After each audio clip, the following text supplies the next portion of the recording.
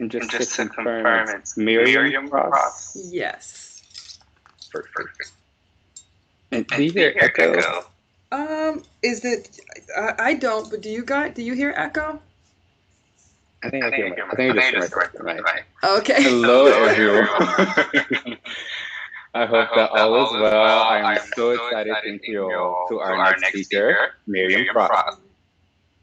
Miriam Frost defies Conventional conventional definition. definition. She is She a is New a New Yorker who Yorker who believes believes in in calmness calmness and a and a mother mother of two of two boys who boys who exudes exudes an an inner inner peace. peace.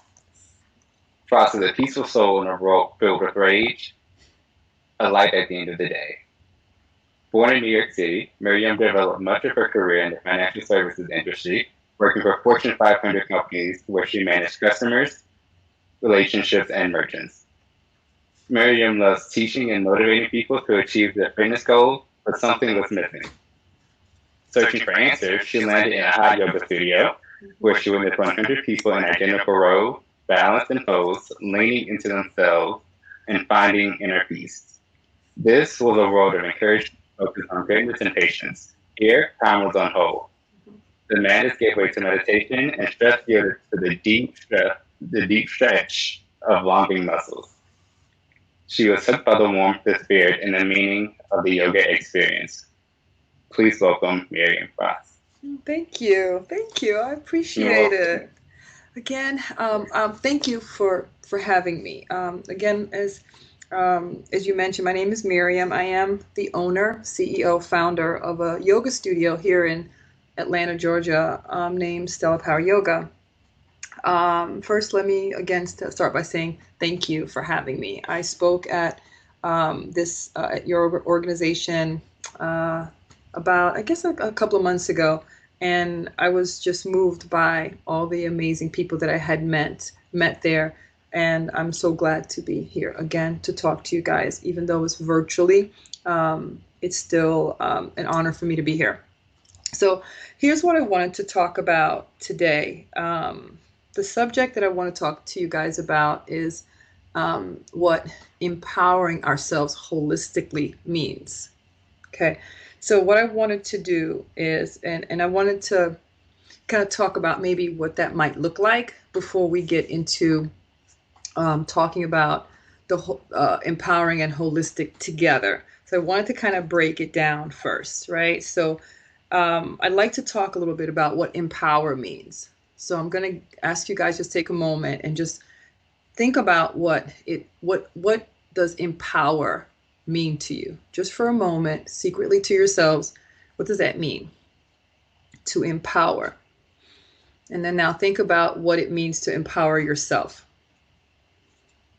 Okay. So to empower oneself in the format that I'm sharing it with is the ability to give yourself permission to take action.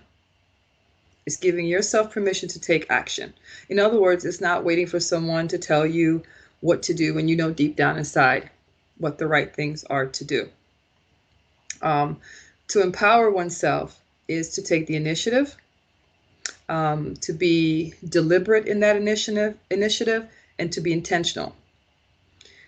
It doesn't mean that when we empower ourselves, we always get it right. However, this is the most important part.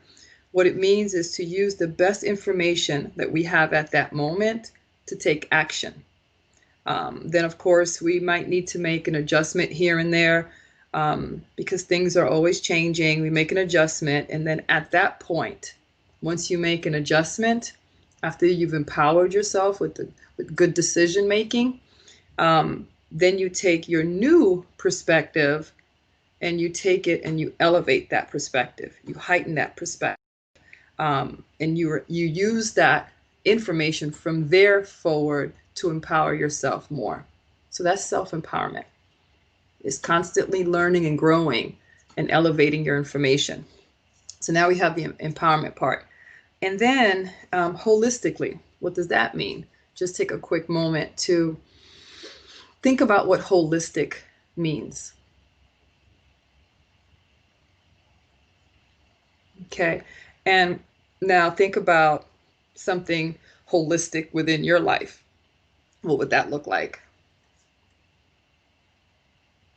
So basically, holistic is taking in account of different variables of one's life's understanding. So taking different information from different places and bringing them all together. And I like to say to bring them all together so that they get along with each other. So holistically bringing information that we're receiving and you bringing it together and allow them to get along with each other. Using all that information. So an example of that would be something like possibly, I don't know, schoolwork, right? So you want to achieve a certain level of finance, and you want to achieve this level of education. So what all of the ingredients goes to making that happen, using the best information from your empowerment that you can come up with, elevating that information, and then using it holistically by using all the possibilities to make whatever you want to happen. Same thing in relationships. If you would use an example to be holistic in a relationship, it would be the same thing. Like, what is it that you're expecting out of the relationship? What variables can you take into account of that relationship? Maybe it's, whether you want children, maybe it's the level of respect, it's maybe how you want the relationship to go. So just taking different aspects of it. So when we put those two things together, we're talking about empowering yourself with the best decisions that you have, and you're talking about holistically bringing all that information, those variables, bringing it together and allow them to all get along with one another. Okay, so now that we have a kind of basic understanding of empowerment and being holistic, I'd like to take step by step on how we can actually take those steps to be empowering and holistic at the same time, right? So we do something called meditation, because meditation allows us to take a moment to stop and think, and that's where the mind, body, and spirit comes together. But we all need help understanding at one point or another, how do we do this? Yeah, I want to be empowered. I want to be holistic. I want to feel whole. I want to feel comfortable. I want to feel all those good things. But how do I do it? Like, what steps do I take? So the first step is meditation. And here's why meditation is important. Meditation is the process of getting to know oneself. And it's not going to happen overnight. That's why we call yoga a practice, because it's something that we do over and over again.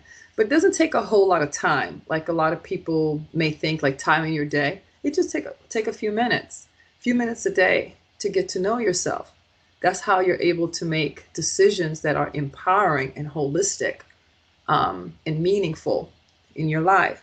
So I'm going to take you guys through an exercise that is of meditation and working on ourselves from the inside out. So wherever you are, I'm going to ask you to close your eyes and just take a moment and just close your eyes.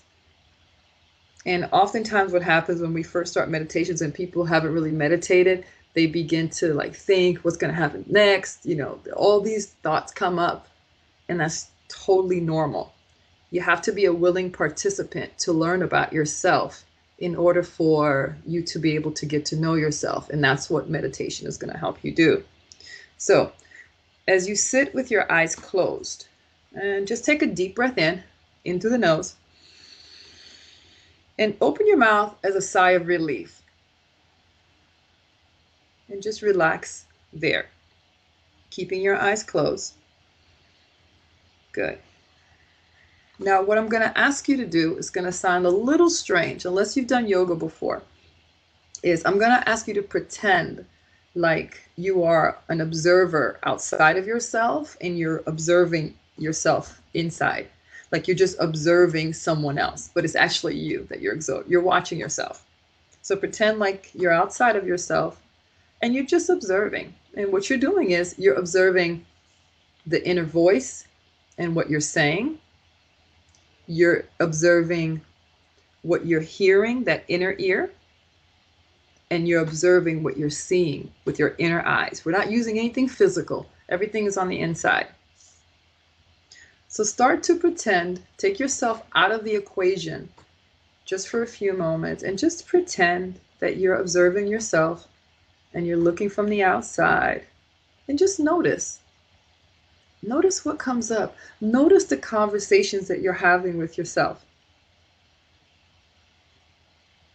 Notice if you try to run away from it, something comes up and you're like, oh, I don't even want to think about that. I want to think about something else. Just notice it and actually smile. Smile with your heart. Because what's happening is you're learning about yourself.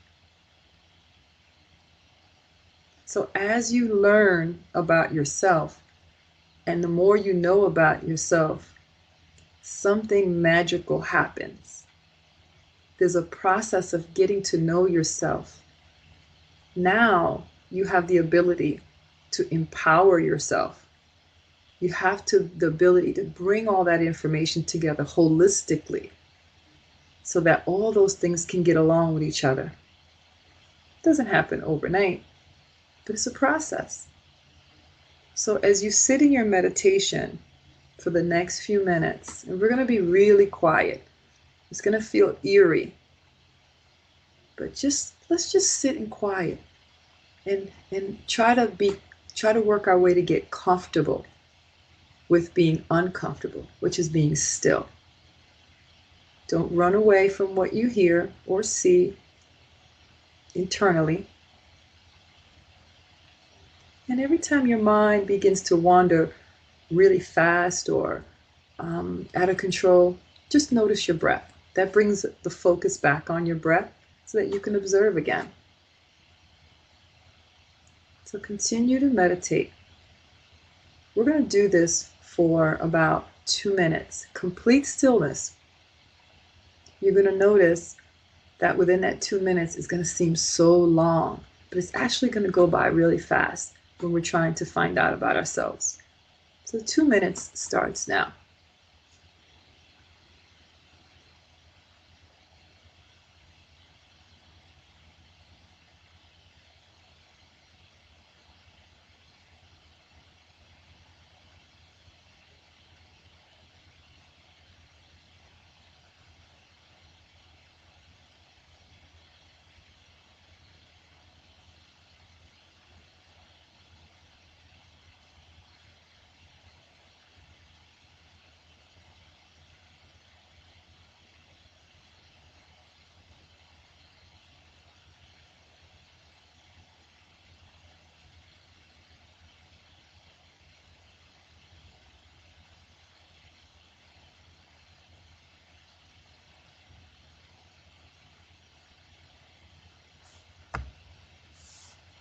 Don't go just yet.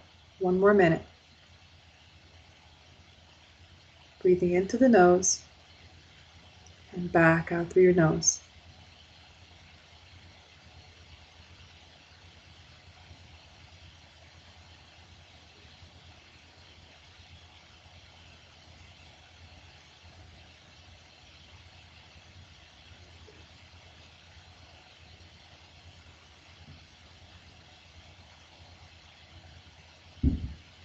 Good. We're coming out in 5.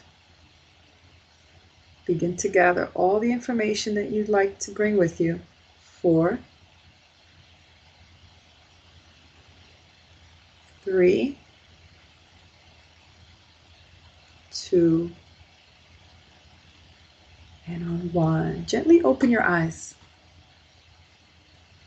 Now take a moment to assess how your meditation felt.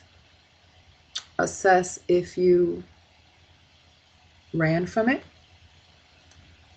Assess if you were willing to move towards it, but don't judge it. The only thing that tells us, it tells us about where we are. And it's not bad, it's not good. It just helps us understand ourselves better so that we can learn what we need and what we need to do to get to the point where we're comfortable, reasonably comfortable within our own skin.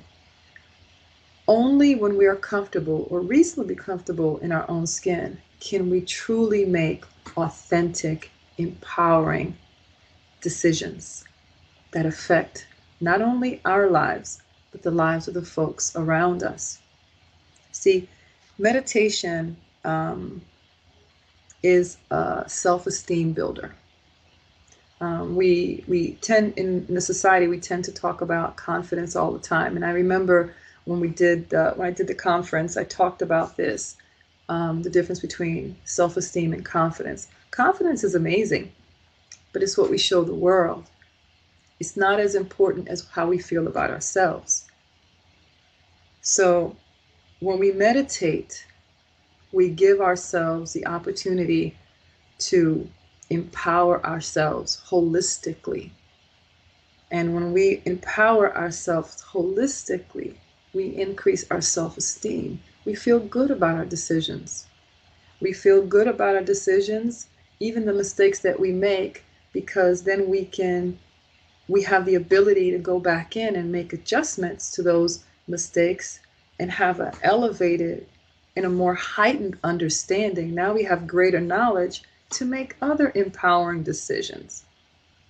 So that is the importance of meditation and the steps that we need to take in order to be more mind, body, and spirit connected. It's just taking a few minutes, sitting with ourselves, and just listening and observing. And one thing that I do quite often when I teach meditation or classes is implement affirmations. You know, affirmations with the words I am. They are powerful. I am phenomenal. I am good enough. I am strong enough to make the right decisions. I am strong. I am engaging. I am understanding. I am loved. I am lovable. You know, all of the words that when meditation comes up that we shy away from, those are the words that you want to move towards and use them with affirmations such as I am. I am affirmations will take us to that next level, that next step when we're really not sure which way to go. Because what you're doing is you're building your self-esteem from the inside.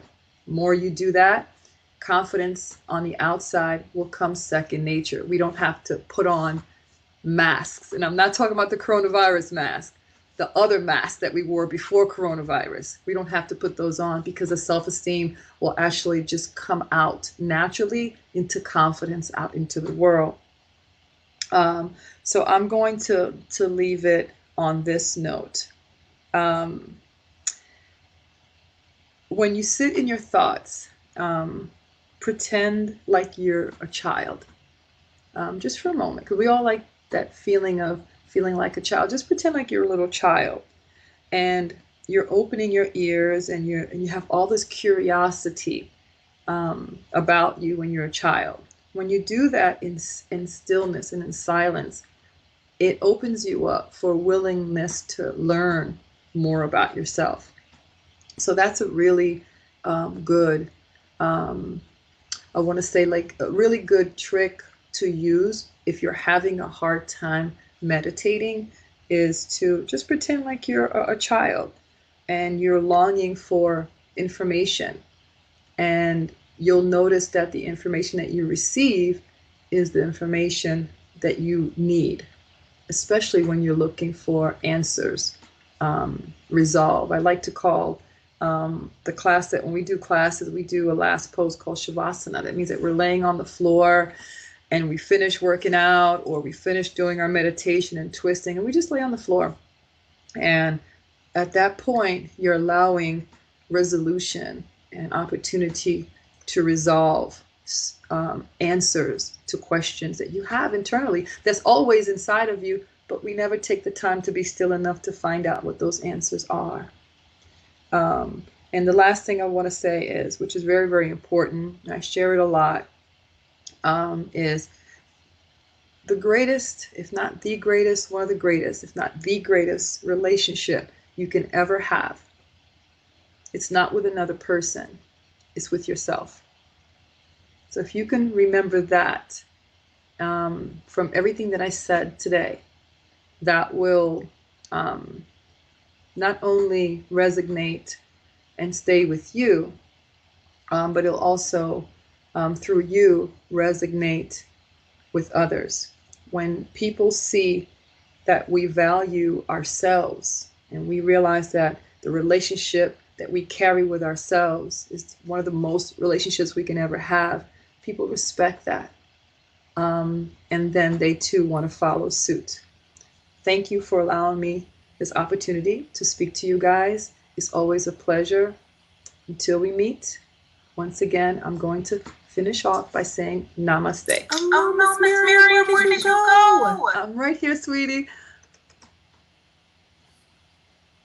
Well, thank you all so much for joining Miss Miriam. If you can hear me, we don't see your video, but thank you so much for those great ending words of respect and just remembering self-affirmation and reminding ourselves that, you know, we have to take care of ourselves before we can really even take care of everybody else. So I really appreciate that. We are going to go ahead and move very, very shortly and transition into our next session, which is going to be with Miss Kira Bradshaw, who's going to be talking about that parent communication. So we're super excited about that. Also, I want to go ahead and mention, once again, as Shelly mentioned in the welcome, GCAT's Parent Toolkit, that is live. If you all register and if you visit the expo booth for the Parent Toolkit, you will be able to be entered into a raffle for a $250 gift card. So take advantage of that opportunity. Be sure to check out GCAT's Parent Toolkit.